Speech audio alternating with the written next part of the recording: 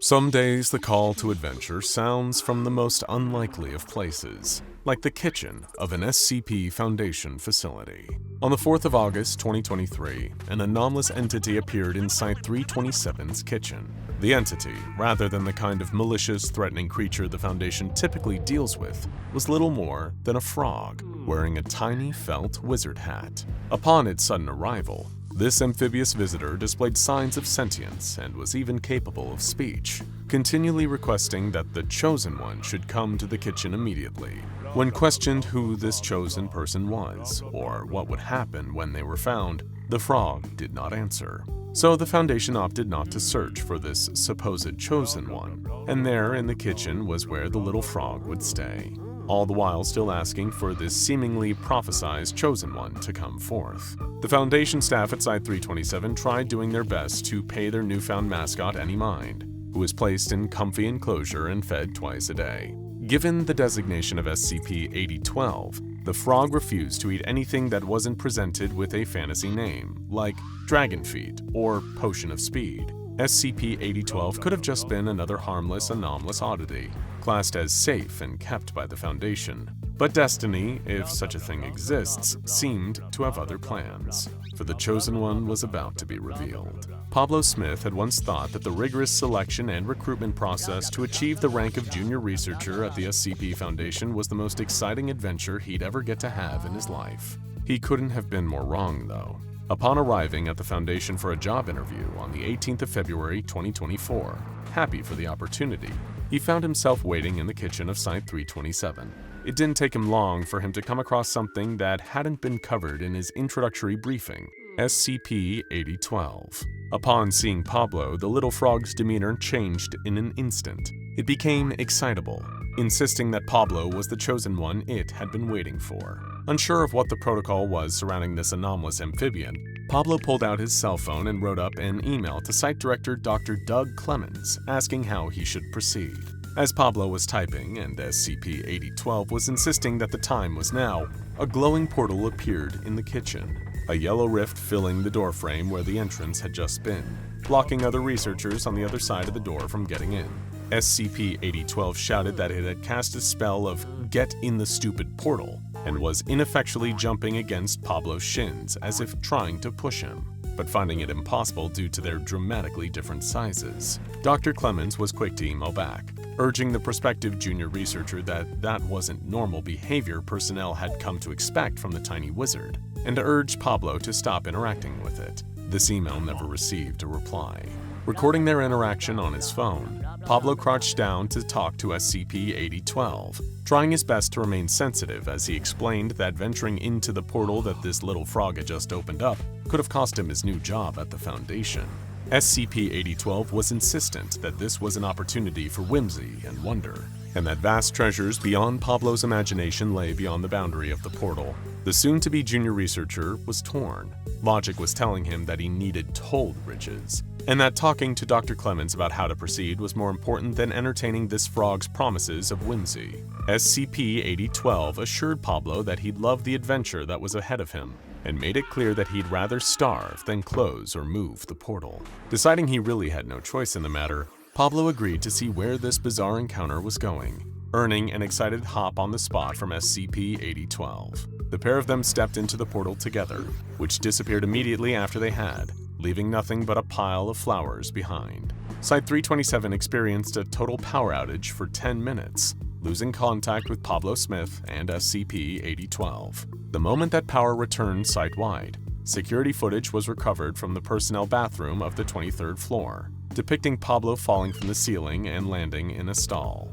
SCP-8012 appearing on his head introduced itself as Wigglebert The Great, proclaiming that bards would forever sing songs of him and Sir Pablo Smith. Together, the pair wandered through the halls of Site-327, heading towards Dr. Clemens' office. Upon their arrival, Pablo and Wigglebert discovered the room to be empty, although noticed the site director's computer, or the Lord Scrying machine as the frog wizard described it, was still active. Investigating a program labeled Security Footage.Important, the office printer started making the sound of a flute as it began printing out what looked to be a child's drawing of a dragon. A second image was produced shortly after, showing another hand-drawn depiction of the fantasy creature, with several stick figures scattered around, as well as red and orange scribbles thought to represent flames, and a basic line drawing of an overturned chair. The third printout showed what looked like a large bell-shaped birdcage, filled with tiny stick figures, one wearing a crown. Baffled by the drawings, Pablo asked SCP-8012 to elaborate, prompting Wigglebert to describe a dragon attacking the keep and kidnapping the Lord and all his constituents. In other words, another potential anomaly appearing at Site-327 and imprisoning Dr. Clemens, along with the other personnel. This would have been cause for alarm had the evidence for this happening not been a collection of drawings created using MS Paint. SCP-8012 displayed enthusiasm for a quest, despite Pablo's obvious skepticism, even manifesting a tiny lute and reciting a poorly constructed song, urging him to find the dragon and slay it in order to save everyone. Still humoring Wigglebert, Pablo agreed to go along with their quest. Equipping a standard-issue Foundation body camera, Pablo then exited Site-327 accompanied by SCP-8012. The pair entered a nearby retail store, with Wigglebert being enamored by what he described as an abundance of artifacts. Pablo gathered some basic medical and camping supplies, only for Wigglebert to hop onto a pile of safety scissors, describing them as ancient blades. Dismissing them as useless, Pablo took SCP-8012 to the store's cashier, purchased the items he'd gathered, and received a coupon. Wigglebert questioned the purpose of this card, and upon inspection, Pablo discovered that the coupon he'd initially thought nothing of was offering him a helmet of helmeting if he retrieved 3 wild ducks. SCP-8012 declared it was a side quest and urged Pablo not to get distracted by it. But thinking that the helmet sounded like it could be of use and having a few other leads to go off of, Pablo headed to a nearby public park and captured 3 ducks using a net he'd purchased. After returning to the cashier and receiving the helmet of helmeting in exchange for the ducks, Pablo was also handed another additional coupon, stating he could receive gauntlets of crispness if he brought the cashier an empty packet of chips. Over the hours that followed, Pablo devoted his time to completing more of these coupon side quests. One instructed him to cross state borders in order to retrieve cheaper gasoline for his car, earning him an item known as the chest plate of cheapskates. The next saw him committing a crime by stealing the mail of 10 different civilians across the city in order to obtain the leggings of Greater Chicago metropolitan area. Defeating a fly in Mortal Kombat and retrieving its corpse meant Pablo was rewarded with the boots that are really cool, and gathering 500 leaves, each from a different tree, secured him the giant blade of George Bigman. An additional quest with no apparent objective meant that Pablo was also given an orb of unknown origin and utility. The only one of the side quests he was given that he opted to not complete, likely owing to time and monetary constraints as well as being impossible, was to collect every single Funko Pop figure in existence. Had Pablo been able to do this, he would have been rewarded with the Staff of Unbelievable Magical Power. By this point, Pablo was standing in the parking lot of the store, dressed head to toe in shining armor and wielding a massive sword. Asleep on his shoulder was Wigglebert, who awoke startled. Pablo felt ready to get back to the quest of facing the dragon and rescuing the captive Foundation personnel. Yet, where he had previously been urging the man to proceed in that direction, the tiny wizard seemed hesitant to let Pablo face off against the dragon. Pablo was confused, thinking his newly acquired weapons and armor would be more than enough. Plus, all the side objectives had been mundane activities. He wasn't expecting an actual dragon.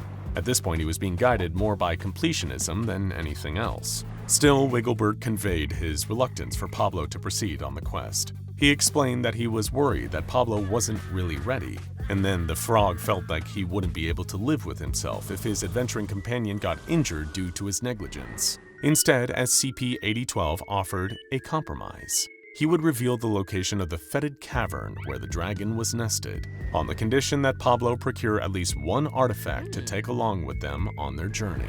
Initially confused, Pablo quickly noticed that Wigglebert was looking towards the store they'd been inside earlier. It made a little more sense now. By artifact, he meant the ancient blades, the safety scissors. Heading back into the store, Pablo paid for a bright blue pair of those ancient blades, and the two continued towards the next stage of their adventure.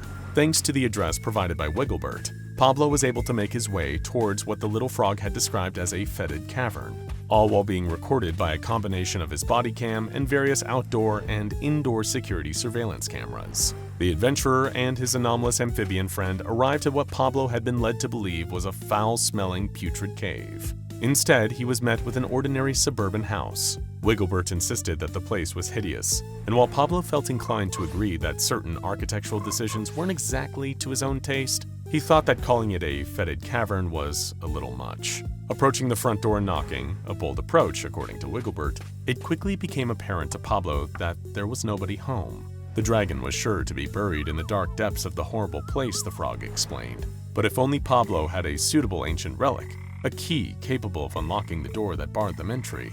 Much to SCP-8012's surprise, Pablo dove his gauntlet-encased fists through a window and broke into the house with ease. Sensing a horrifying presence, Wigglebert hid in a safe nook of Pablo's armor, unable to guide him any further. Searching the house, Pablo soon found himself staring face to face with a mighty dragon, a large, domesticated lizard. SCP-8012 urged Pablo to slay the beast, but the adventurer was enamored with the grumpy household pet, which chomped on the finger of his metal gauntlet, effectively gnawing at it. Pablo quickly realized that the lizard must have been hungry, and spotted a potted strawberry plant on the nearby window ledge, and attempted to pick off one of the fruits to feed the dragon. The vine of the strawberry plant went taut, but did not snap. Nothing seemed to be able to move the plant, until Pablo remembered he was carrying a sword. Granted, a big, cumbersome sword, it took him multiple tries at various angles, but the weapon was too unwieldy to cut one of the strawberries loose. Then, as he let his sword clatter to the ground,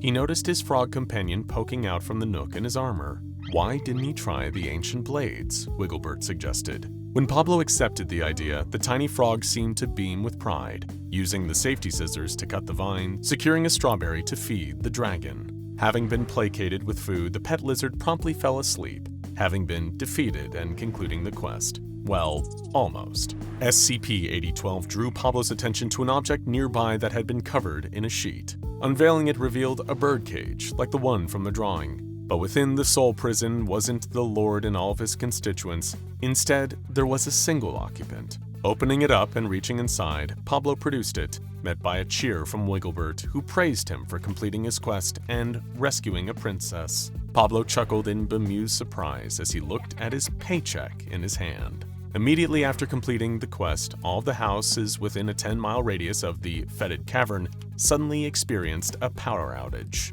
10 minutes later, all of Site-327's personnel had been returned to safe locations nearby, with Dr. Clemens manifesting inside the house, his house. Pablo hurriedly explained to him what had happened, his adventure alongside Wigglebert, whom he insisted on referring to by his name, and not as SCP-8012, taking the two of them from the Foundation facility across the city and into the suburbs, and how, instead of concluding with the slaying of a mighty dragon, Pablo had completed the quest where he fed Dr. Clemens' pet lizard, Lizzie, a strawberry.